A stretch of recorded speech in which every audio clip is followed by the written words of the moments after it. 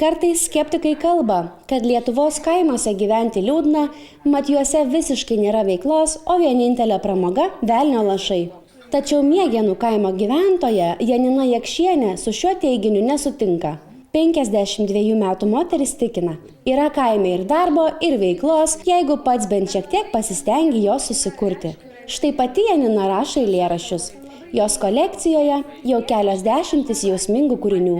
Kaime kartais trūksta veiklos, tai vieni laiką leidžia šokdami, galbūt kiti dainuoja bobų radijui, sakykime, ar ne, tai eilės taip pat kaip ir vienas būdas tą praskaidrinti savo gyvenimą kaime, ar ne? Taip, praskaidrinti, aišku, smagu, kada tą tavo visą ar ten kūrybą, ar ten šokį, ar ką nors mato daug žmonių ir tu gali dovanoti jiem tą džiaugsmą.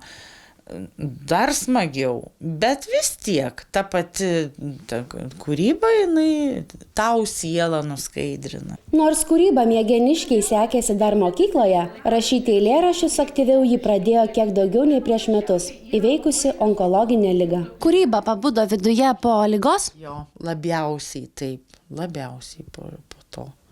Kas ją pažadino? Kas tokio atsitiko, kad pamatėt pasaulį kitom akim? Kad labai tas trapus tas gyvenimas mūsų, labai trapus. Ir jisai neverta jo aukoti pykčiams. Paprasčiausiai reikia mylėti vieni kitus, padėti.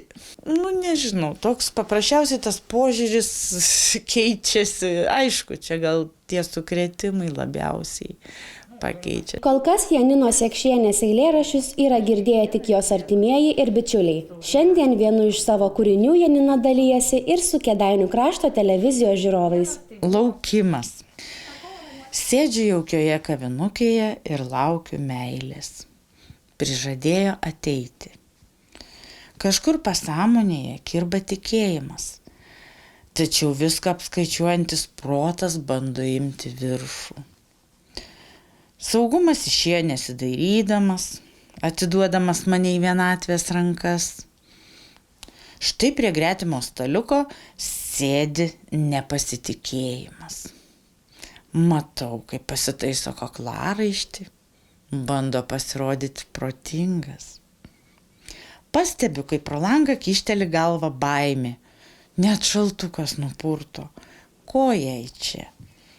Ir liūdesys.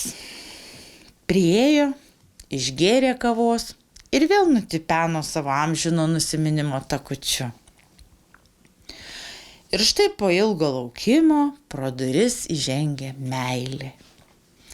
Apsirengusi švytinti gėrio, pasitikėjimo ir atsidavimo rūbą, paėmusi už rankų visus gražiausius jausmus, ateina pas mane.